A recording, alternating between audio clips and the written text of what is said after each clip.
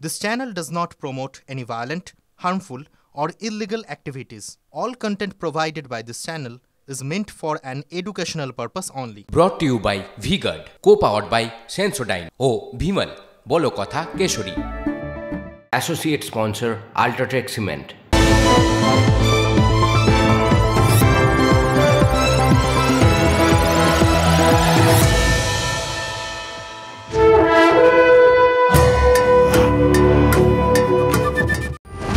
मैं नरेंद्र दामोदर दास मोदी ईश्वर की शपथ लेता हूं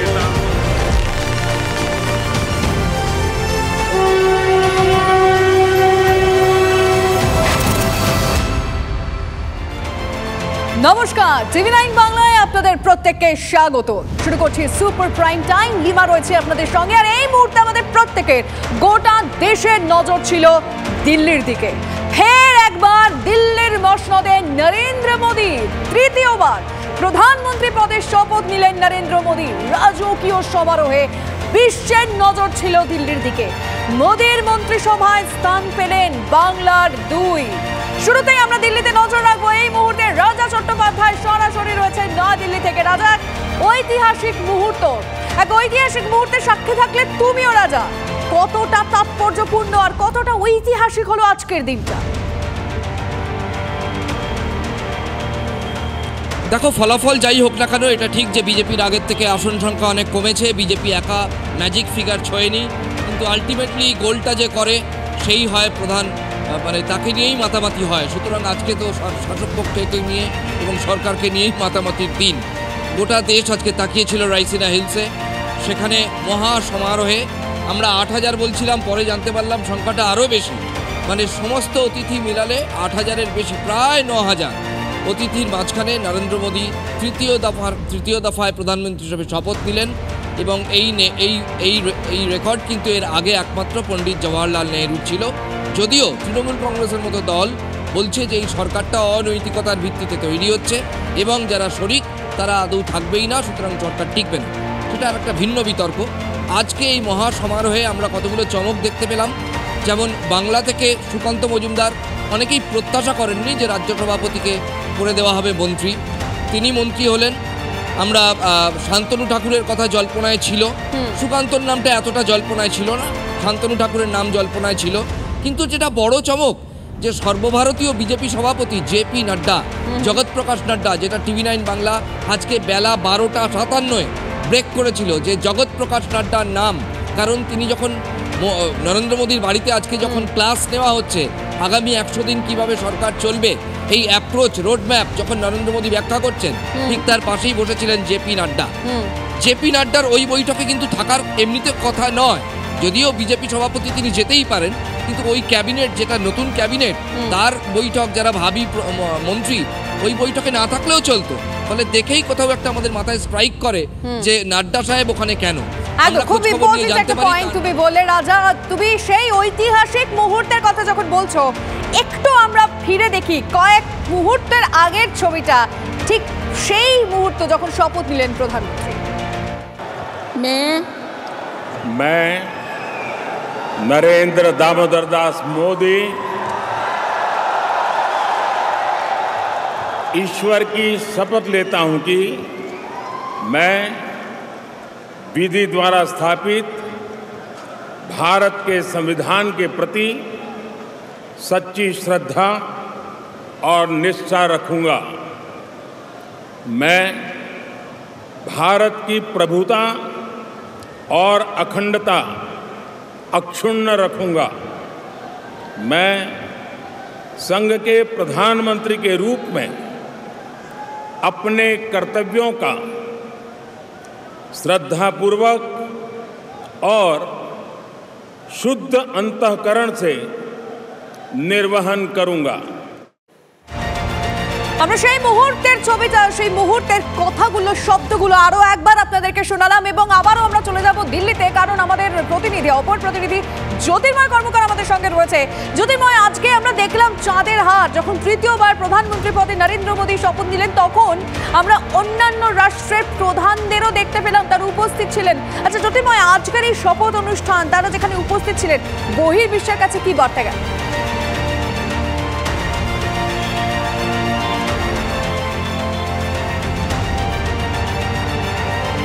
2014 সাল যখন প্রধানমন্ত্রী হিসেবে নরেন্দ্র মোদী প্রথমবার শপথ গ্রহণ করছেন, সেই সময় সার্ক অন্তর্ভুক্ত দেশের রাষ্ট্রপ্রধানদের আমন্ত্রণ জানানো হয়েছিল এবং তারপরেই কয়েক মাসের মধ্যে প্রধানমন্ত্রী নরেন্দ্র মোদী তিনি হঠাৎ করেই ইসলামাবাদে গিয়ে তার ফ্লাইট অবতরণ করেছিল এবং তৎকালীন পাকিস্তানের প্রধানমন্ত্রীর নাতনির বিয়েতে প্রধানমন্ত্রী নরেন্দ্র মোদী পৌঁছে গিয়েছিলেন। অর্থাৎ পাকিস্তানের সঙ্গে সম্পর্ক দৃঢ় করার একটা কয়েক কদম এগিয়ে গিয়ে পদক্ষেপ, বেনজির পদক্ষেপ সেই সময় প্রধানমন্ত্রী নরেন্দ্র মোদী শপথ গ্রহণের ঠিক পরেই, সরকার গঠনের পরেই তিনি করেছিলেন। এরপর 2019 সালে বিমস্টেক অর্থাৎ সার্ক অন্তর্ভুক্ত কান্ট্রিগুলির থেকে কিছুটা এগিয়ে গিয়ে সেই সময় নতুন করে গঠিত বিমস্টেক অন্তর্ভুক্ত দেশগুলিকে আমন্ত্রণ জানিয়েছিলেন। আজ একেবারে যারা প্রতিবেশী রাষ্ট্র, সেই প্রতিবেশী রাষ্ট্রের রাষ্ট্রপ্রধানদের আমন্ত্রণ জানানো হয়েছে। কেন গুরুত্বপূর্ণ?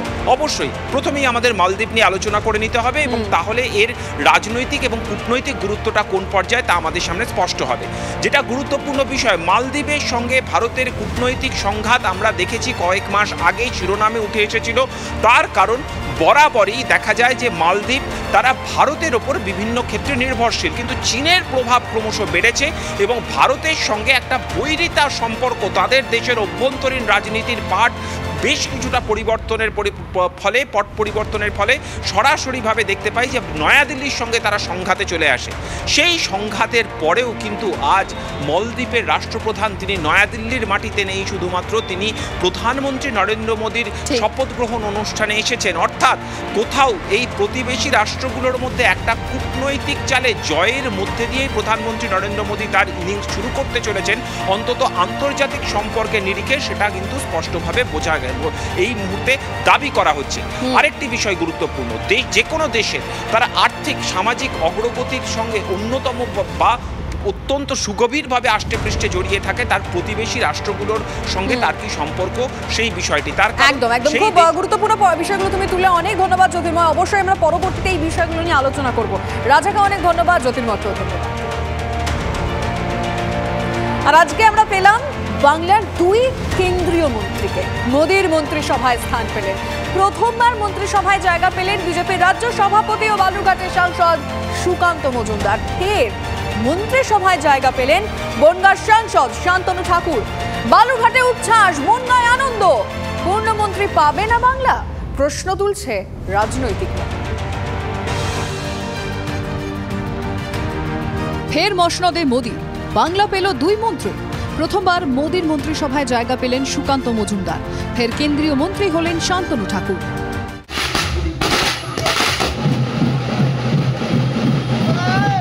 সুকান্ত মজুমদার বিজেপির রাজ্য সভাপতি, তাঁর নেতৃত্বে বঙ্গ বিজেপি প্রত্যাশিত ফল না করতে পারলেও বালুরঘাট থেকে হাড্ডাহাড্ডি লড়াইয়ে নিজে জয়ী হয়েছেন।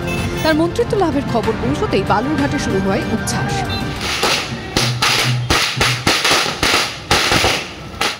2019 থেকে 2024 5 বছরের মধ্যে প্রথমবার সাংসদ, এবারে মন্ত্রী, ফিলিংসটা কেমন? দেখুন, আমি বরাবরই বলি, যেটাতে বিশ্বাস করি যে কাজই, কখনো সাংগঠনিক কাজ থাকে, তখন রাজ্য সভাপতি বা তার আগে অন্যান্য সাংগঠনিক দায়িত্ব ছিল। পার্টি আমার কথা ভেবে যে মাননীয় প্রধানমন্ত্রীকে ধন্যবাদ জানাই, আমাদের সর্বভারতীয় সভাপতি জেপি নাড্ডা সাহেবকে ধন্যবাদ জানাই যে তারা আমার মতো সাধারণ কার্যকর্তাকে এত তাড়াতাড়ি এই 10 বছরের মধ্যে এত কিছু দিয়েছেন। আমাকে কেউ চিনতেন না, জানতেন না, সাধারণ একটি পরিবার থেকে উঠে আসা আমি, একটি সাধারণ ঘরের সন্তান, কৃষক পরিবারের ছেলে। উত্তরবঙ্গের বালুরঘাটে যখন এই ছবি, তখন মতুয়াগড় ঠাকুর বাড়িতে উচ্ছ্বাস।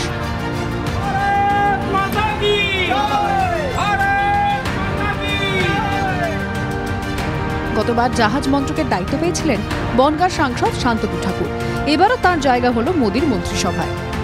আমাদের রেসপন্সিবিলিটি বেড়ে গেল এবং আরও বেশি নিজের রেসপন্সিবিলিটি নিয়ে কাজ করতে হবে। এনআরসি কোনো ফ্যাক্টই নয়, আমাদের সিএটা সবচেয়ে বড় ফ্যাক্টর। কারণ আমরা যারা নিপীড়িত মানুষ, প্রতারিত মানুষ, তাদেরকে ভারতবর্ষে নাগরিকত্ব দেওয়ার কথা আমরা প্রতিশ্রুতি দিয়েছিলাম এবং সেন্ট্রাল গভর্নমেন্ট বিজেপির সেটা পালন করেছে। আমি ধন্যবাদ জানাই মাননীয় গৃহমন্ত্রীজি, মাননীয় প্রধানমন্ত্রীজিকে, যারা তাদের অক্লান্ত পরিশ্রমের মাধ্যমে সেটাকে আজকে পাশ করিয়ে ইমপ্লিমেন্টেশন করিয়েছে। 2019-এ বাংলায় 18টি আসনে জয়ী হয়েছিল বিজেপি। 5 বছরের মেয়াদে 2 দফায় মন্ত্রী হয়েছিলেন 5 জন। এর মধ্যে কোচবিহার থেকে নিশীথ প্রামাণিক, বনগাঁ থেকে শান্তনু ঠাকুর মন্ত্রী হয়েছিলেন। বাঁকুড়া থেকে সুভাষ সরকার, রায়গঞ্জ থেকে দেবশ্রী চৌধুরী প্রতিমন্ত্রীর দায়িত্ব পেয়েছিলেন। প্রতিমন্ত্রী হয়েছিলেন আলিপুরদুয়ার থেকে নির্বাচিত জন বার্লাও। এবার বাংলা থেকে নতুন মুখ সুকান্ত মজুমদার, পুরনো মুখ শান্তনু ঠাকুর হলেন প্রতিমন্ত্রী। কিন্তু বাংলা কেন পূর্ণমন্ত্রী পেলেন না, তা নিয়ে প্রশ্ন উঠছে। Bureau report, TV9 Bangla. নজর শান্তনু ঠাকুরের শপথ গ্রহণ। As a such Minister of State,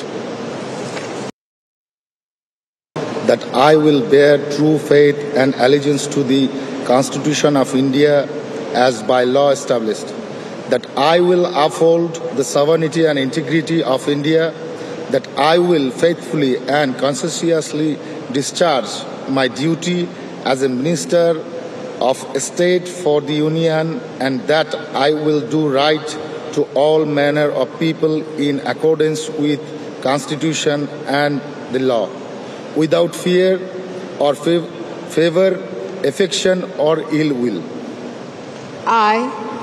I, Shantanu Thakur, do swear in the name of God that I will not directly or indirectly communicate or reveal to any person or persons any matter which shall be brought under my consideration or shall become known to me as a Minister of State for the Union, except as may be required for the due discharge of my duties as a such Minister of State, that I will bear true faith and allegiance to the Constitution of India as by রায়সিনায় তৃতীয় মোদী সরকারের শপথ।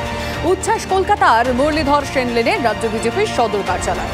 কর্মী সমর্থকদের উচ্ছ্বাস চোখে পড়ল, উড়ল গেরুয়া আবির, বিলি হল লাড্ডু, ছিলেন তাপস রায়, তমগ্ন ঘোষ সহ নেতারা।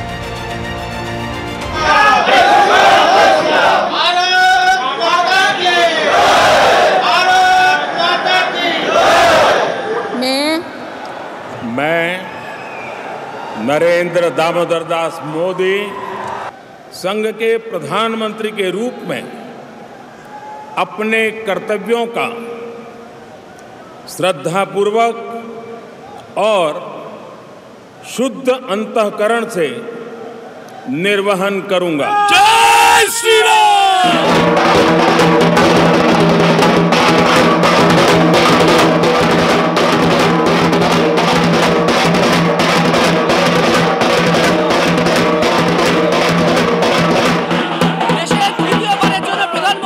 শপথ দিলেন প্রধানমন্ত্রী নরেন্দ্র মোদী, পাশাপাশি রাজ্য বিজেপির সভাপতি সুকান্ত মজুমদার এবং এ রাজ্য থেকে শান্তনু ঠাকুরও মন্ত্রিত্ব পাচ্ছেন বলে খবর পাওয়া যাচ্ছে।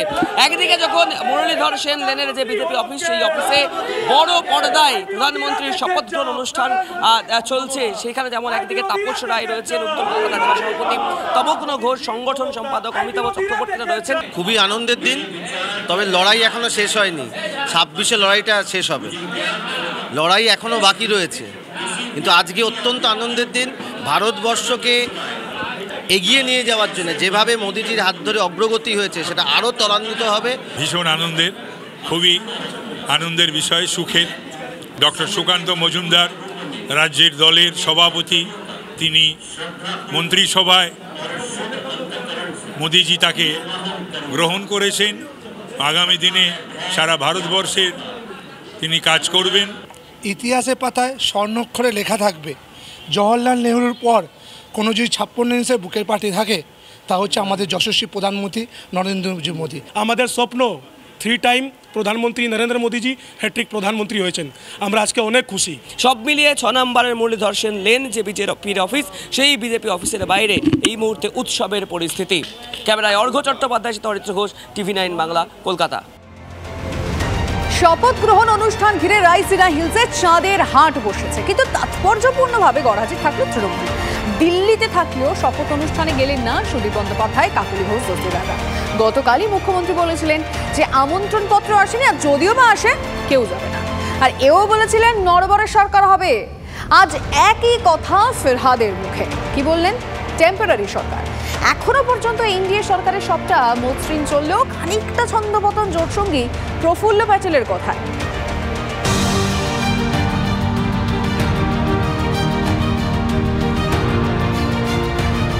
দেশের গণমান্য ব্যক্তিরা তো বটেই, রাষ্ট্রপতি ভবন আলো করলেন বিদেশি অভ্যাগতরাও। চোখে পড়ার অনুপস্থিতি তৃণমূলের। লোকসভা রাজ্যসভা মিলিয়ে দেশের চতুর্থ বৃহত্তম রাজনৈতিক দল গড়হাজিরই থাকল প্রধানমন্ত্রীর শপথ গ্রহণ অনুষ্ঠানে। কংগ্রেসের তরফে আগেই জানিয়ে দেওয়া হয়েছিল তৃতীয়বার প্রধানমন্ত্রী পদে নরেন্দ্র মোদী যখন শপথ নেবেন সেই অনুষ্ঠানে মল্লিকার্জুন খার্গে উপস্থিত থাকবেন। কিন্তু তৃণমূল নেত্রী তথা পশ্চিমবঙ্গের মুখ্যমন্ত্রী মমতা বন্দ্যোপাধ্যায় এই শপথ গ্রহণ অনুষ্ঠানের একদিন আগেই মোদীকে ফের সংঘাত বার্তাই পাঠিয়েছেন। তৃণমূল স্পষ্ট জানিয়ে দিয়েছিল তাদের তরফে কেউ উপস্থিত থাকবেন না। আজ দিনভর দিল্লিতেই কাটিয়েছেন তৃণমূলের সিনিয়র নেতা সুদীপ বন্দ্যোপাধ্যায়, কিন্তু সাংসদ সুদীপ বন্দ্যোপাধ্যায় তার ফ্ল্যাটে থাকলেও একবারের জন্যও শপথ গ্রহণ অনুষ্ঠান মুখ হননি। সুতরাং স্পষ্ট বোঝাই যাচ্ছে যে তৃণমূল কংগ্রেস প্রথম থেকেই একেবারে আগাগোড়ায় সংঘাতের পথেই গেল নতুন সরকারের সঙ্গেও। দীর্ঘ টানাপোড়েন, পশ্চিমবঙ্গের দাবি দেওয়া, আর্থিক দাবি দেওয়া এখনও পর্যন্ত আদায় হয়নি।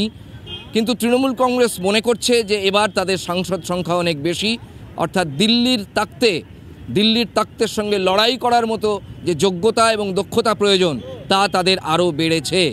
সেই ভাবনা থেকেই কি তৃণমূল কংগ্রেস এই শপথ গ্রহণ অনুষ্ঠান এড়িয়ে গেল? এটা তো সরকারি অনুষ্ঠান, এ নিয়ে বিতর্ক শুরু হয়েছে, এ নিয়ে টানাপোড়েনও চলবে আগামী কয়েকদিন ধরে। তবু তৃণমূল নেত্রী একেবারে পণ করেছেন যে এই শপথ গ্রহণ অনুষ্ঠানে তাদের কেউ থাকবেন না, সেই জন্য তাদের কেউ রইলেন না। নতুন সরকার দায়িত্বভার গ্রহণ করছে এমন অনুষ্ঠানে শুধু না থাকাই নয়, সরকারের স্থায়িত্ব নিয়েও বারবার প্রশ্ন তুলছে তৃণমূল। কংগ্রেসের চেয়েও চড়া সুরে শনিবার তৃণমূল নেত্রী মমতা বন্দ্যোপাধ্যায় বলেছিলেন, নিউ গভর্নমেন্ট আলটিমেটলি ইন্ডিয়ারই হবে, আর যে কতদিন থাকে একটু সামলাতে দিন, একটু দেখতে দিন নিজেদের কাকে কতটা সন্তুষ্ট রাখতে পারছে। সেই জন্য let us wait and watch. हम खुश होंगे अगर जितना जल्दी से जल्दी ए अनस्टेबल गड़बड़ गवर्नमेंट, जो वीक गवर्नमेंट जिसका पास देश के लिए कुछ नहीं है, देना भी नहीं है, जल्दी से जल्दी घर वापस जाए। রবিবার একই সুরে খোঁচা রাজ্যের মন্ত্রী ফিরহাদ হাকিমেরও। সবে শুরু হয়েছে, আরো গভর্নমেন্ট ক্রাইসিসে পড়বে, মেয়াদ খুব কম, নতুন একটুখানি অ্যাডভান্টেজ আছে সিটের, তাই লাপালাপি বেশি, কিন্তু আলটিমেটলি মানুষ প্রত্যাখ্যান করেছে বিজেপিকে। বিদ্যে ছাড়ছেন না বঙ্গ বিজেপি নেতারাও। মাথার তার কাটা।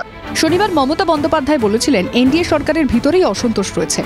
এমনিতেই বিজেপির সঙ্গে টিডিপি জেডিইউ এর মতো শরিকদের দর কষাকষি চলছে, আর তা নিয়ে বাইরে অন্তত কোনো নেতিবাচক মন্তব্য করেননি নাইডু নীতিশ। খানিকটা তাল কাটল জোট সঙ্গী প্রফুল্ল প্যাটেলের কথায়। स्वयं भारत सरकार का कैबिनेट मंत्री पहले रह चुका हूं और इसलिए हमने उनको यही कहा कि भाई देखिए, ये आपने जो ऑफ़र दी है हमें खुशी है कि आपने हमको एक सूचना भेजी, लेकिन मेरे लिए थोड़ा ये कठिन है कि हम ये पोस्ट को हम पूर्वी में मैं कैबिनेट मंत्री रहे कारण मैं नहीं स्वीकार कर सकता। মমতা বন্দ্যোপাধ্যায় কি অসন্তোষের দিকে ইঙ্গিত করছিলেন? Bureau report, TV9 Bangla. রাজ্য বিজেপির অন্দরে সব ঠিকঠাক চলছে তো? কেন প্রশ্ন করছি? তার কারণ কয়েকদিন আগে বর্ষিয়ান রাজনীতিবিদ দিলীপ ঘোষ তিনি কি বললেন? তিনি বললেন কাঠিবাজির অভিযোগ তিনি তুললেন। এবার বসিরহাট কেন্দ্রের বিজেপির পরাজিত প্রার্থী রেখা পাত্র তিনি অন্তর্ঘাতের অভিযোগ করছেন। তিনি কি বলছেন? পেছন থেকে ছুরি মারার অভিযোগ, মানে অন্তর্ঘাত। এবার প্রশ্ন উঠছে যে প্রার্থী স্বয়ং প্রধানমন্ত্রীর পছন্দের, প্রধানমন্ত্রী তাকে ফোন করেছিলেন, দেখাও করেন, তিনি অন্তর্ঘাতের গন্ধ পাচ্ছেন হেরে গিয়েছেন বলে, নাকি অন্য কিছু এর পেছনে রয়েছে? আসুন একবার দেখি। তারা আছে এই হারের পেছনে, যারা আমাদের নিজেদের কার্যকর্তারা যারা ভাবছেন যে আজকের যে দলটাকে তারা করে দলের পেছন থেকে ছুরি মেরেছেন, তারাও একদিন নিজের জবাব পেয়ে যাবেন। পিছন থেকে ছুরি মানে অন্তর্ঘাত। দলের সেই মির্জাফরদের রেখা পাত্র কি চিহ্নিত করতে পেরেছেন? বসিরহাট লোকসভা কেন্দ্রের অধীন 7টি বিধানসভার 6টিতেই হেরেছে বিজেপি। তারপরেও কেন মনে হচ্ছে পরিকল্পনা করে হারানো হয়েছে? হারার জন্য এই বিজেপিকে সমর্থন করিনি। যে দলটা আজকের তাদের সম্মান দিল, সেই দলটাকে অসম্মানিত করার জন্য আজকের যে তৃণমূলের সাথে মিলে যেটা করেছেন, ওনারা অবশ্যই জবাব পেয়ে যাবেন। তিনি কি ভেবেছিলেন একবারই রাতারাতি এমনি এমপি হয়ে যায়? অসত্য কথা বলে উৎসাহ করে ওই মহিলার এখন স্বস্তির নিঃশ্বাস নেবে। সন্দেশখালিতে মহিলাদের যেভাবে বিভাজন করে দিয়েছেন ভারতীয় জনতা পার্টি, ধর্ষণ হয়েছে ধর্ষণ হয়নি, এটা কি কোনো ক্যাটাগরি? কেই বা আর হারার জন্য ভোটের দৌড়ে নামে, তাই হেরেই কি মনে হলো অন্তর্ঘাত না হলে জিতে যেতেন? নাকি সন্দেশখালী কেন্দ্রে বিজেপি এগিয়ে থাকার কারণেই মনে হচ্ছে বাকি 6টি বিধানসভা কেন্দ্রেও জনাদেশ তার দিকেই ছিল? তৃণমূলের হাজী নুরুল ইসলাম জিতেছেন প্রায় 3.5 লক্ষ ভোটে। রেখা কি মনে করেন অন্তর্ঘাত না হলে ফলটা উল্টে যেত? আমার মনে হয় মাননীয় প্রধানমন্ত্রী এবং বিরোধী নেতা শুভেন্দু অধিকারীকে ছোট করার জন্য আমাকে এখান থেকে মিথ্যে একটা প্ল্যানিং করে হারানো হয়েছে। সন্দেশখালী হিঙ্গলগঞ্জ বিধানসভা বিজেপির বহু পুরনো গড়। 20-30-40 হাজার ভোট আমরা ওখানে পেতাম, যখন সারা বাংলাতে 10% ভোট পাইনি, 4% ভোট পেতাম। তো সেখানকার মানুষ আমাদের সঙ্গে ছিলই, আছে, কিন্তু আরও ভালো হওয়া উচিত ছিল রেজাল্ট। দিলীপ ঘোষ কিন্তু একবারও বলেননি বসিরহাট কেন্দ্রে কারচুপি করে নরেন্দ্র মোদীর প্রার্থী রেখাকে হারানো হয়েছে। শুভেন্দু অধিকারী তিনিও বলেননি। তাহলে রেখার কেন মনে হচ্ছে? আর কি হজম করতে পারছেন না? পিছন থেকে কারা ছুরি মারল? সন্দেশখালী থেকে যখনই আমরা বেরিয়ে এসেছি তখনই শ্রিয়া পারভিন, যে এই বাদরিয়ার ভোটার শ্রিয়া পারভিন, যে দুদিন আগে বিজেপি পার্টি ছেড়ে দিয়ে টিএমসিতে জয়েন করেছে, সে আজকে আমি ওখান থেকে ভোট দিয়ে বেরিয়ে সাথে সাথে ও 500 পুলিশ এবং বিএসএফ নিয়ে ঢোকে এবং আমাদের যে মেয়েরা ছিল ওখানে, যে মেয়েরা দেখাশোনা করছিল তাদেরকে ধাক্কা মেরে বার করে দিয়ে, আর ও ঢুকে 1 ঘন্টা ধরে কি করলো আমাদের উত্তর দিতে হবে শ্রিয়া পারভিনকে। বিজেপি ছেড়ে তৃণমূলে যোগ দেওয়া শ্রিয়া পারভিনরাই কি রেখার নিশানায়? মানুষ স্বতঃস্ফূর্ত মানে উচ্ছ্বাস উদ্দীপনার মধ্যে দিয়ে আমাদের ভোট দিয়েছেন, তা না এত মার্জিনটা হবে কেন? ওরা চিন্তা করেছিল এই সন্দেশখালী নিয়ে সারা ভারতবর্ষকে এইটাকে ইস্যু করে একটা তোলপাড় করার ব্যবস্থা করেছিল। সন্দেশখালীর আন্দোলনটা রাজনৈতিক আন্দোলন ছিল না প্রথম। ওখানকার সাধারণ মানুষ, আদিবাসী মানুষ, মহিলাদের অত্যাচারের বিরুদ্ধে আন্দোলন ছিল। পরে বিজেপি টেক আপ করেছে, লড়াই করেছে। যে কোনো রাজনৈতিক পার্টি করেই এ ধরনের আন্দোলনকে কাজে লাগায়। আমার লড়াই আমি চালিয়ে যাব এবং মানুষের পাশে ছিলাম, থাকছি। যেখানে মানুষের ওপরে অত্যাচার হবে সেখানে রেখা পাত্র যাবে। মানুষের পাশে দাঁড়িয়েছে এবং দাঁড়িয়ে থাকবেন। রেখা পাত্রর লড়াই, রেখা পাত্র মানুষের জন্য লড়বেন। রেখা কি শেষ পর্যন্ত বুঝতে পারলেন প্রতিবাদী হতে গেলে ভোটে জেতার দরকার পড়ে না? Bureau report, TV9 Bangla. কে কাকে ভোট দেবে এটা পুরোটাই তার নিজস্ব ব্যাপার, এ কথা স্বয়ং বলেছেন মমতা বন্দ্যোপাধ্যায়। কিন্তু তারপরেও কোথায় কি? আমরা উল্টোডাঙ্গার আবাসনে কি ছবি দেখলাম? একটি ছবি যা ইতিমধ্যে ভাইরাল হয়েছে, আর তা ঘিরে দেশ জুড়ে কার্যত ঢিঢি পড়ে গিয়েছে। একটি আবাসন উল্টোডাঙ্গায়, সেখানে আবাসিকরা বেশিরভাগই তাদের ভোট দিয়েছেন বিজেপিকে। সে কারণে তৃণমূলের কিছু লোকের গুন্ডাগিরি, অটোর দাপাদাপি, আবাসনের মধ্যে অটো নিয়ে ঢুকে পড়েছেন তারা। হ্যাঁ, সেই ছবি ইতিমধ্যে ভাইরাল হয়ে গিয়েছে। মমতা বন্দ্যোপাধ্যায় সাংসদ সুদীপ বন্দ্যোপাধ্যায়কে বলেছেন নিজে গিয়ে সেখানে ক্ষমা চাইতে। আচ্ছা বলুন তো, এরম একটি ঘটনার পর সত্যি কি ক্ষমা চাইলে সব ভুলে যাওয়া যায়?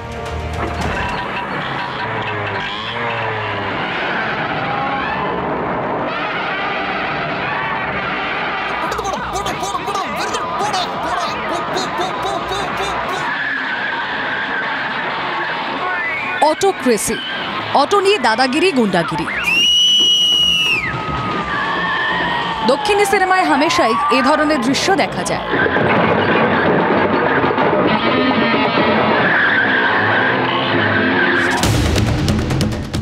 এবার খাস কলকাতাও দেখে ফেলল, সিনেমায় নয় বাস্তবে।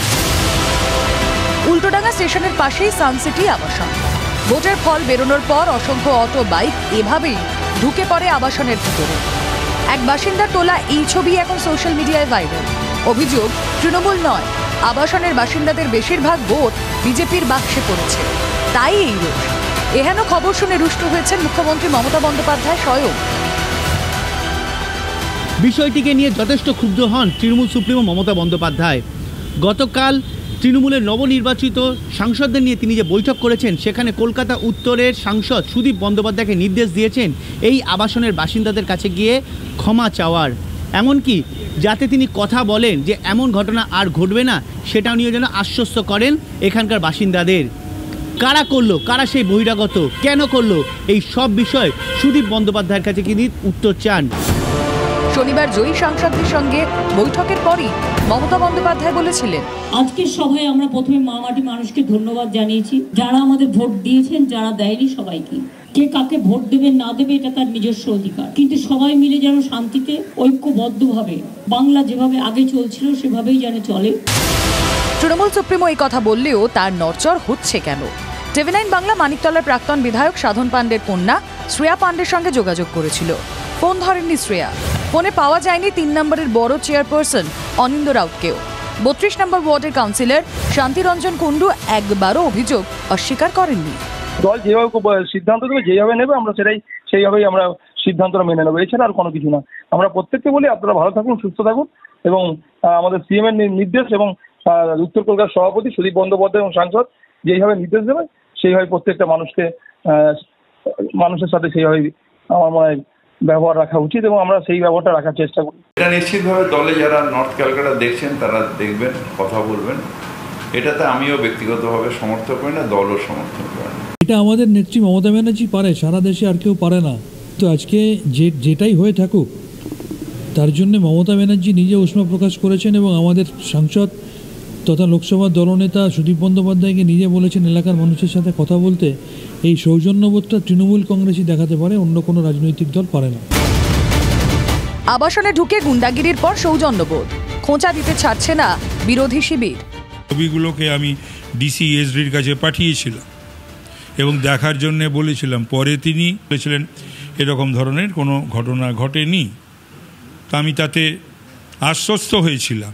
তো পরবর্তীকালে দেখা যাচ্ছে যে শাসক দল এবং মুখ্যমন্ত্রী নিজে অ্যাডমিট করছেন, অথচ ডিসিএসডি তিনি আমাকে পাঠিয়েছেন, আমার কাছে রয়েছে সেটা হোয়াটসঅ্যাপে, যেরকম ধরনের কোনো ঘটনা ঘটেনি। ভোট না দিলে পুকুরে পলিডল ঢেলে মাছ মারার অভিযোগ উঠত গ্রামে, এখনো ওঠে। কিন্তু খাস মহানগরে ভোট না দেওয়ায় এমন গুন্ডাগিরি আগে কখনো দেখেছে কি কলকাতা? ক্যামেরায় দীপঙ্কর জানার সঙ্গে সায়ন্ত ভট্টাচার্য, টিভি9 বাংলা, কলকাতা। উল্টোডাঙার ছবি আপনারা দেখলেন। ভোট পরবর্তী সন্ত্রাসের একের পর এক ছবি এরকম দেখতে পাওয়া যাচ্ছে। বহরমপুরে কংগ্রেসকে ভোট দেওয়ার জন্য সেখানে পানীয় জলের কল ভেঙে দেওয়া হয়েছে। সন্ত্রাসের ছবি এসেছে দক্ষিণ 24 পরগনা থেকে, সন্ত্রাসের ছবি এসেছে বাঁকুড়া থেকে। গোঘাটে পুলিশের ওপর হামলা হয়েছে এবং সেখানে তৃণমূলের অঞ্চল সভাপতিকে গ্রেফতার করা হয়। বাড়িতে হামলা, মারধর, পানীয় জলের কল ভেঙে দেওয়া, বাড়ি ঘিরে শাসক দলের পতাকা লাগিয়ে দেওয়া। ভোট পরবর্তী হিংসার গুচ্ছ গুচ্ছ অভিযোগ উঠছে বাংলার বিভিন্ন প্রান্ত থেকে। বহরমপুর পুরসভার 28 নম্বর ওয়ার্ডে কংগ্রেসের অধীর চৌধুরী লিড পাওয়ায় পানীয় জলের সরবরাহ বন্ধ করার অভিযোগ উঠল তৃণমূলের বিরুদ্ধে। ঘটনাটিকে কেন্দ্র করে রবিবার সকালে ব্যাপক উত্তেজনা ছড়ায় এলাকায়। যেহেতু এই ওয়ার্ড থেকে পুরো গোড়াবাজার ও চত্বর থেকে টিএমসি ভোট পায়নি বলে জলটা পাবো না। আজ 4 দিন হয়ে গেল, 2 ঘন্টা জল সেটাও কমসে কম যদি না দেয় তাহলে কি করে চলবে? ভোট পরবর্তী হিংসায় উত্তপ্ত দক্ষিণ 24 পরগনা মথুরাপুর লোকসভার কাকদ্বীপের মৃণালনগর এলাকা। সেখানে বিজেপি সমর্থক পরিবারের সদস্যদের মারধর করে বাড়িতে তালা ঝুলিয়ে দেওয়ার অভিযোগ শাসক দলের বিরুদ্ধে। বাড়ির চারপাশে শাসক দলের পতাকা। ধোলাহাট থানায় অভিযোগ দায়ের হলেও আতঙ্কিত গোটা পরিবার। বিজেপির যারা কর্মী সমর্থক রয়েছে তাদের ঘর বাড়ি ভাঙচুর করছে, তাদেরকে শারীরিকভাবে হেনস্থা করছে, তাদের টোটো অটো চালানো বন্ধ করছে, অর্থাৎ আর্থিক এবং মানসিক শারীরিক সমস্ত অত্যাচার করছে তৃণমূল কংগ্রেস। হুগলির আরামবাগ লোকসভা কেন্দ্রের গোঘাটের ভুরকুন্ডায় রাজনৈতিক সংঘর্ষের মাঝে পড়ে পুলিশের আহত হওয়ার ঘটনায় তৃণমূলেরই 5 জন নেতা গ্রেফতার হয়েছেন। ধৃতদের মধ্যে আছেন কুমারগঞ্জ অঞ্চল তৃণমূলের সভাপতি সদরুজ্জা মোল্লাও। প্রশাসনের আধিকারিক যারা আছেন তাদের গায়ে যে বা যারা হাত তোলে সেটা কখনোই সমর্থনযোগ্য না। যারাই করে থাকে প্রশাসন তাদের বিরুদ্ধে দৃষ্টান্তমূলক ব্যবস্থা নেবে। গোঘাটে যিনি বিজেপির বিধায়ক ছিলেন তিনি দীর্ঘদিন ধরে সন্ত্রাসকে হাতিয়ার করে রাজনীতিতে প্রাসঙ্গিকতা খুঁজে বেড়ানোর চেষ্টা করতেন। তৃণমূল কর্মীদের মারধর করছেন, এই বিষয়েও আমরা সজাগ আছি এবং প্রশাসনও তৎপর আছে। কিন্তু বাংলায় ভোট পরবর্তী হিংসার এই ট্র্যাডিশন কেন বন্ধ করা যাচ্ছে না? শাসক দলের স্থানীয় নেতারা কেন হিংসা বন্ধ করতে সদর্থক পদক্ষেপ নিচ্ছেন না? যদি অশান্তি নাই ঠেকানো যায় তাহলে বাংলায় 400 কোম্পানি কেন্দ্রীয় বাহিনী রেখে দেওয়ার মানে কি? কি করছে পুলিশ প্রশাসন? প্রশ্নগুলো কিন্তু উঠছে। Bureau report, TV9 Bangla. শপথ নিচ্ছেন সুকান্ত মজুমদার সরাসরি।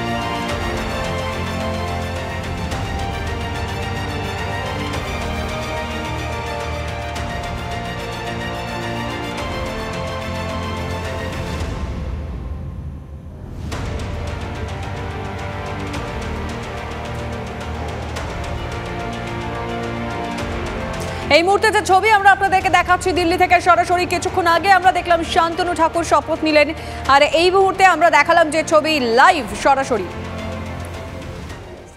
India, as by law established, that I will uphold the sovereignty and integrity of India, that I will faithfully and conscientiously discharge my duties as a Minister of State for the Union, and that I will do right to all manner of people in accordance with the Constitution and the law, without fear or favor, affection or ill will.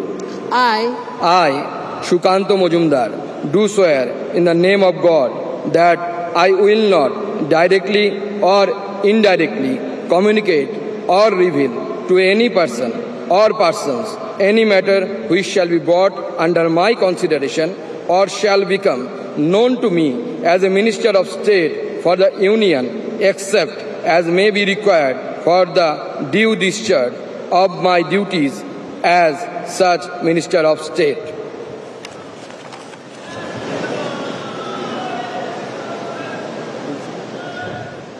কথা বলবো আমাদের প্রতিনিধির সঙ্গে, জ্যোতির্ময় কর্মকার রয়েছেন নয়াদিল্লি থেকে। জ্যোতির্ময়, আমরা দেখলাম একদিকে শান্তনু ঠাকুর এবং তার কিছুক্ষণ পরে সুকান্ত মজুমদার একেবারে বাঙালি সেজে ধুতি পাঞ্জাবি পরে শপথ নিলেন। সকাল থেকে আমরা যেটা বলছিলাম, বাংলা দুজন কেন্দ্রীয় মন্ত্রী পাচ্ছে। জ্যোতির্ময়, দেখো, এক্ষেত্রে যে বিষয়টি মাথায় রাখা হয়, এক হচ্ছে আঞ্চলিক প্রতিনিধিত্ব, অর্থাৎ প্রত্যেকটা রিজিয়নের রিপ্রেজেন্টেশন যেন থাকে। উত্তরবঙ্গ এবং দক্ষিণবঙ্গ দুটি ক্ষেত্রের ক্ষেত্রে বরাবর ভারসাম্য রক্ষা করা হয়। এবারে উত্তরবঙ্গ থেকে সুকান্ত মজুমদার তিনি মন্ত্রী হলেন, দক্ষিণবঙ্গ থেকে আমরা শান্তনু ঠাকুর মন্ত্রী হয়েছেন আমরা দেখেছি।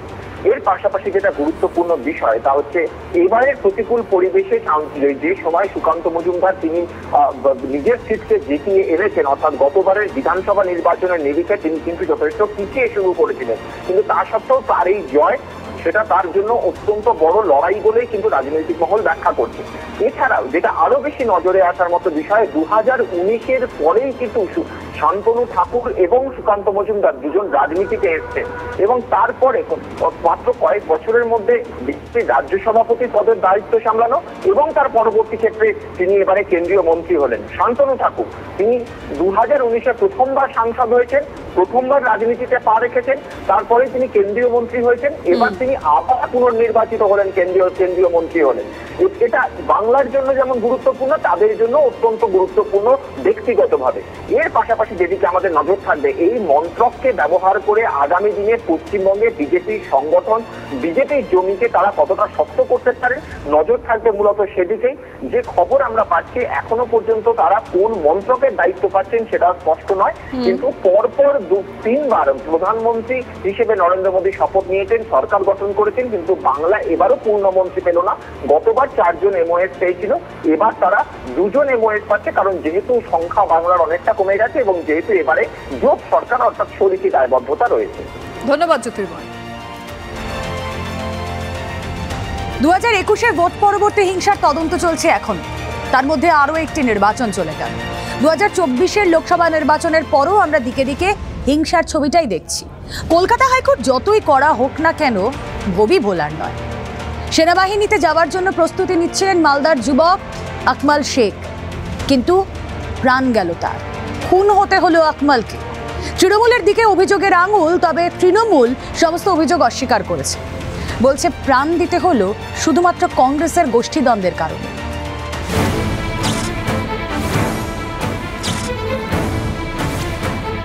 ভোট মিটেছে, কিন্তু অশান্তি থামার নাম নেই। ভোট পরবর্তী হিংসার বলি আরও এক, এবার মালদহে। তৃণমূল কর্মী 22 বছরের যুবককে কুপিয়ে খুনের অভিযোগ। তোলপাড় মালদার মানিকচকের গোপালপুর। জানা গিয়েছে, শনিবার সন্ধ্যায় ধরমপুর বাজারে ছিলেন আকমাল শেখ। বাইকে করে ফেরার পথে দুষ্কৃতীরা পথ আটকায়। তারপরেই যুবককে ধারালো অস্ত্রের কোপ। রক্তাক্ত অবস্থায় মালদা মেডিকেল কলেজে নিয়ে যাওয়া হলে গভীর রাতে কংগ্রেস কর্মীর মৃত্যু হয়। কংগ্রেসের অভিযোগ, গত পঞ্চায়েত থেকে শুরু হয়েছে। এখানে পঞ্চায়েতে তৃণমূলের কোনো অস্তিত্ব ছিল না। তৃণমূলেরা পঞ্চায়েতটা দখল করবার জন্য আমাদের এখানকার এমএলএ সাবিত্রী মিত্রর প্ররোচনায় আমার ভাইপো আকমালকে ওরা কুপিয়ে খুন করেছে। খুনের ঘটনার পিছনে কাদের হাত? পরিবারের অভিযোগ, ঘটলো? ওটা নাসিরের লোকজন। নাসির কোন দল করে? Nasir TMC party. আপনারা? আমরা কংগ্রেস করি।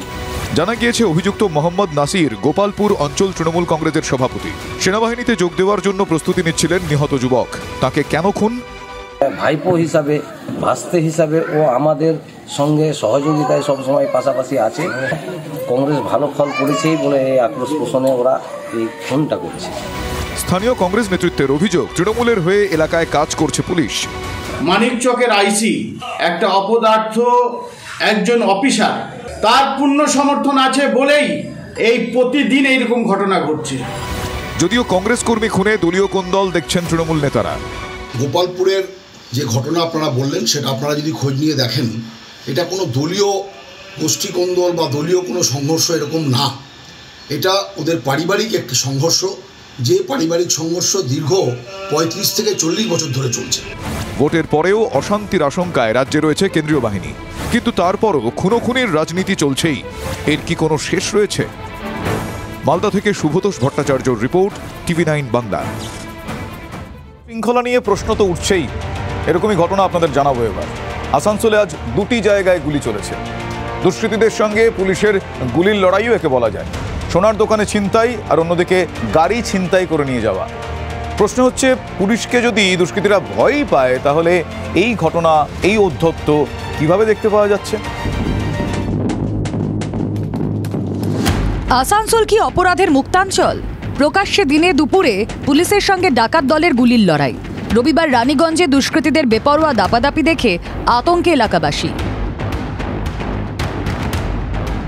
ফের আসানসোল, ফের রানীগঞ্জ, ফের দুষ্কৃতীদের টার্গেট সোনার দোকান। রবিবার দুপুরে NS রোডের ধারে একটি সোনার গয়নার শোরুমে আচমকা ডাকাত দলের হানা।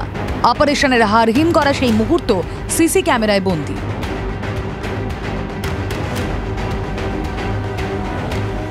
প্রথমে শোরুমের নিরাপত্তারক্ষীর আগ্নেয়াস্ত্র ছিনিয়ে নেয় এক দুষ্কৃতী। তারপরে 1, 2, 3, 4, 5, 6 এক এক করে শোরুমে ঢুকে পড়ে দুষ্কৃতীরা। প্রত্যেকের হাতেই অত্যাধুনিক আগ্নেয়াস্ত্র।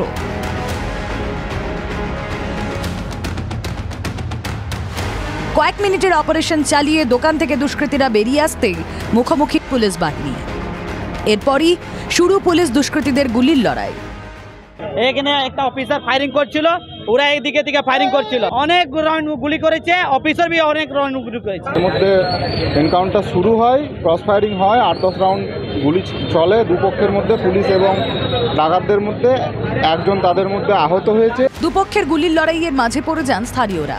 केतली के ऊपर देख रहे हैं कि आके हम देखे उधर से आए, शांत हुआ तो देख रहे हैं पूरा मेरा केतली छेड़ा है। পুলিশের গুলিতে আহত হয় এক দুষ্কৃতী।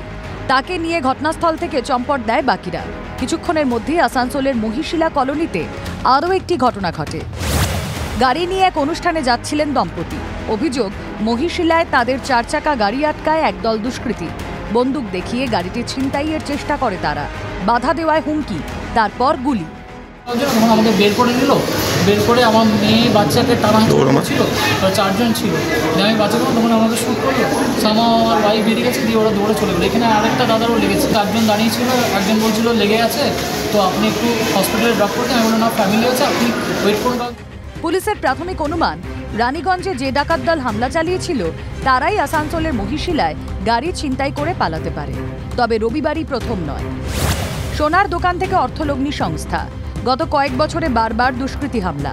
দিনে দুপুরে অস্ত্র নিয়ে দুষ্কৃতীদের বেপরোয়া দাপাদাপি দেখেছেন আসানসোলবাসী। রানীগঞ্জের একদিকে বাঁকুড়া, অন্যদিকে জামুরিয়া হয়ে বীরভূম, আবার আসানসোল হয়ে ঝাড়খণ্ডেও চলে যাওয়া যায়। মনে করা হচ্ছে দুষ্কৃতীরা ঝাড়খণ্ডের দিকে পালাতে পারে। ডাকাত দলের খোঁজে জেলার মোড়ে মোড়ে চলছে নাকা চেকিং। রানাঘাট, পুরুলিয়া, খড়গপুর থেকে আসানসোল। গত 1 বছরে বারবার দুষ্কৃতীদের টার্গেট সোনার দোকান। কিন্তু কেন? বড় হয়ে উঠছে এই প্রশ্নটা। আসানসোল থেকে চন্দ্রশেখর, TV9 বাংলা। আসানসোলে দুষ্কৃতীদের দাপাদাপি কোন পর্যায়ে পৌঁছেছে তা দেখলেন তো। এরপর অনেকেই প্রশ্ন করতে পারেন যে পুলিশের নিরাপত্তা কোথায়? কি করছিল উর্দিধারী পুলিশ কর্মীরা?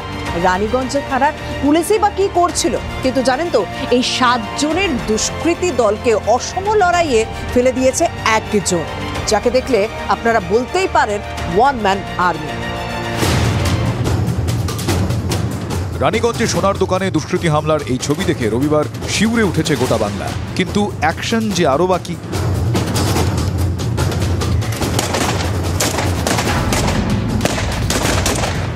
সোনার দোকানে অপারেশন চালিয়ে বেরোনোর সময় বাধার মুখে পড়ে দুষ্কৃতী দল, কারণ তাদেরকে লক্ষ্য করে গুলি চালাতে থাকেন এক ব্যক্তি। সেই ছবি ধরা পড়ে সিসি ক্যামেরায়। একদিকে 7 দুষ্কৃতী, অন্যদিকে একা ঢাল হয়ে দাঁড়িয়ে এই ব্যক্তি। সম্মুখ সমরে তখন গুলির যুদ্ধ।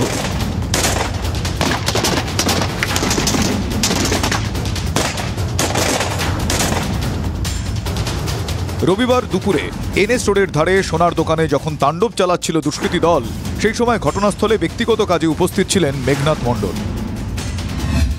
তিনি জামুরিয়া থানার শ্রীপুর ফাঁড়ির আইসি। তখনও রানীগঞ্জ থানার পুলিশের দেখা নেই। অত্যাধুনিক অস্ত্র থেকে দুষ্কৃতীদের এলোপাথারি গুলি, পাল্টা মেঘনাথ মণ্ডলের সার্ভিস রিভলভারের টার্গেটে ডাকাতরা।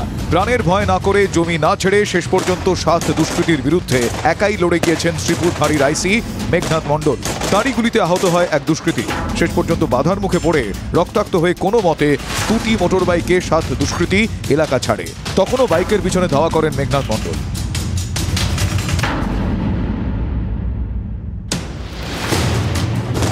গত বছর রানাঘাটে সোনার দোকানে হানা দিয়েছিল দুষ্কৃতীরা। সেই সময়ও ঠিক একইভাবে এএসআই রতন রায়ের টার্গেটে পড়ে পালাতে হয়েছিল দুষ্কৃতীদের। এবার শ্রীপুর ফাঁড়ির আইসি মেঘনাথ মণ্ডল। পক্ষপাতিত্ব থেকে নিষ্ক্রিয়তা, পুলিশের বিরুদ্ধে নানা সময় নানা অভিযোগ করেন নেতা থেকে আমজনতা, কিন্তু ইচ্ছে থাকলে, সাহস থাকলে যে সবই করা যায়, সেটাই প্রমাণ করলেন শ্রীপুর ফাঁড়ির আইসি মেঘনাথ মণ্ডল। আসানসোল থেকে চন্দ্রশেখরের রিপোর্ট, TV9 বাংলা। পুলিশ প্রশাসন চাইলে বোধহয় সবই সম্ভব। কেন বলছি জানেন? তার কারণ হচ্ছে শুক্রবার একটা বড় সড় সাফল্য পেল সিআইডি। বাংলাদেশের এই সাংসদ খুনে মূল অভিযুক্ত সিয়ামকে গ্রেফতার করা হয়েছে। তাকে গ্রেফতার করার পরই সরাসরি নিয়ে যাওয়া হয় বাগজোলা খালে।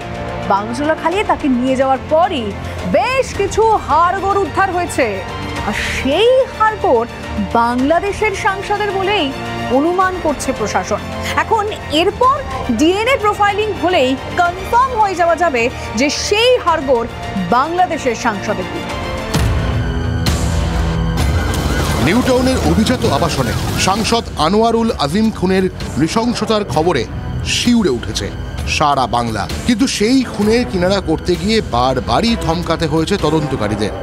মূল কারণ, খুন হওয়া সাংসদের দেহ লোপাট হয়ে যাওয়া। কোথায় গেল খুন হওয়া সাংসদের দেহাংশ? এতদিন হন্যে হয়ে খোঁজের পর অবশেষে আশার আলো দেখল সিআইডির গোয়েন্দারা। ভাঙরের কাছে বাগজোলা খাল থেকে উদ্ধার হলো বেশ কিছু হাড়গোড়। প্রাথমিকভাবে যা মানুষের বলেই মনে করছেন গোয়েন্দারা। খুনে অভিযুক্ত সিয়ামকে হাতে পাওয়ার পরই তদন্তে এই সাফল্য পেল সিআইডি। শুক্রবার বাংলাদেশ সীমান্ত লাগোয়া এলাকা থেকে সিআইডি সিয়ামকে গ্রেফতার করে। রবিবার তাকে নিয়েই ভাঙরের বিজয়গঞ্জ বাজার থানা এলাকার কৃষ্ণমাটিতে বাগজোলা খালে তল্লাশি চালানো হয়। তল্লাশির পর একটি ঝোপের পাশ থেকে বেশ কিছু হাড়গোড় উদ্ধার হয়। ধৃত সিয়ামের দাবি, এগুলো খুন হওয়া সাংসদেরই দেহাবশেষ। তবে এই হাড়গোড় আনোয়ারুল আজিমেরই কিনা তা ফরেনসিক পরীক্ষায় স্পষ্ট হবে, যার জন্য প্রয়োজন ডিএনএ প্রোফাইলিংয়ের। সেক্ষেত্রে নমুনা সংগ্রহ করতে হবে আনোয়ারুলের রক্তের সম্পর্কিত কারো থেকে। তাই বাংলাদেশে আনোয়ারুলের মেয়ের সঙ্গে যোগাযোগ করেছেন তদন্তকারীরা। গত 13ই মে আনোয়ারুলকে খুনের পর নিউ টাউনের অভিজাত আবাসন থেকে সাংসদের দেহাংশ ট্রলি ব্যাগে বাগজোলা খালে ফেলে দিয়েছিল সিয়াম। সঙ্গে ছিল খুনের মামলায় অন্যতম অভিযুক্ত কসাই জিহাদ হাওলাদার। সিয়ামের আগেই গ্রেফতার হয়েছে জিয়াদ, কিন্তু সে যে জায়গার কথা বলেছিল সেখানে আগে তল্লাশি চালিয়েও কিছু পাওয়া যায়নি। এবার সিয়ামের দেখানো জায়গায় তল্লাশি চালিয়েই সাফল্য পেলেন গোয়েন্দারা। Bureau report, TV9 Bangla. শিয়ালদার প্ল্যাটফর্ম লম্বা করার জন্য যাত্রী ভোগান্তির চরম। হ্যাঁ, রেলের পক্ষ থেকে বলা হয়েছিল যে দুপুরের পর পরিস্থিতি স্বাভাবিক হবে, তবে সন্ধ্যেতেও রেল পরিষেবা স্বাভাবিক হয়নি। লোকাল ট্রেন নিয়ে তো সমস্যা রয়েছে, দূরপাল্লার যাত্রীদেরও রীতিমতো ভোগান্তির শিকার হতে হয়। কথায় বলে 2 days pain tomorrow's gain, অর্থাৎ আজ কষ্ট করলে কাল কেষ্ট পাওয়া যাবে। সত্যি কি কাল থেকে শিয়ালদায় যারা যাত্রী রয়েছেন তারা খুব বেশি সুবিধা পাবেন? সেদিকে অবশ্যই নজর থাকছে।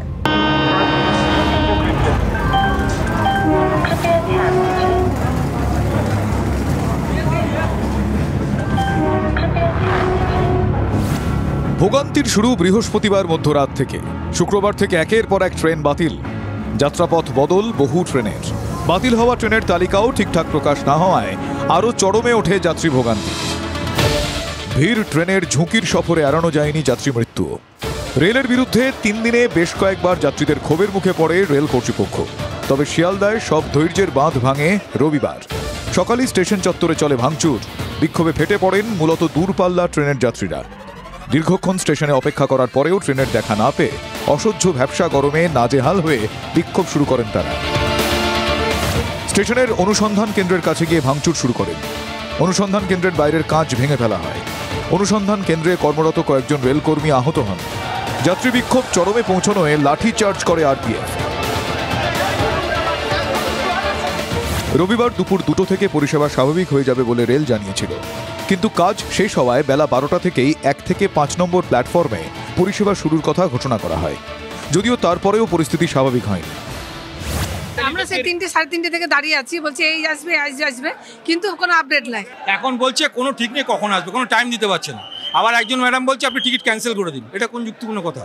স্টেশন মাস্টার ঘর থেকে বার করে দিচ্ছে ধাক্কা দিয়ে। শিয়ালদা স্টেশনের সহযোগ কেন্দ্রের বাইরে যাত্রীদের জমায়েত এবং তাদের ক্ষোভের বহিঃপ্রকাশ করছে। তারা বুঝতে পারছেন না কখন তারা তাদের গন্তব্যে পৌঁছানোর জন্য ট্রেন পাবেন। আজ সারাদিন শিয়ালদা স্টেশনে এই ছবি রইল যাত্রী দুর্ভোগের ছবি। রেলের তরফে দাবি করা হয়েছিল সন্ধ্যের মধ্যে পরিস্থিতি অনেকটাই স্বাভাবিক হয়ে যাবে, কিন্তু রাত গড়ালেও তার টের পাওয়া যায়নি শিয়ালদায়। তাই সপ্তাহের শুরুর দিনেও ভোগান্তির আশঙ্কা কিন্তু রয়েই গিয়েছে। Bureau report, TV9 Bangla. Narendra Damodar Das Modi ईश्वर की शपथ लेता हूं।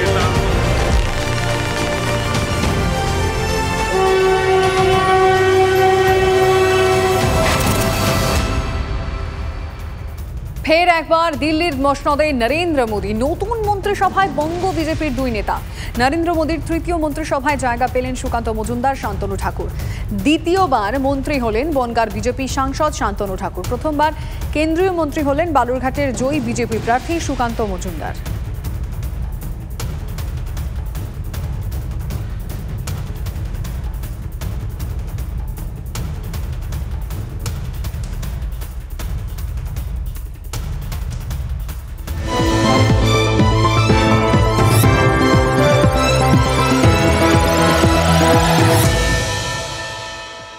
Brought to you by V-Guard, co-powered by Sensodyne O Bhimal, বলো কথা Keshari. Associate sponsor Ultratech Cement।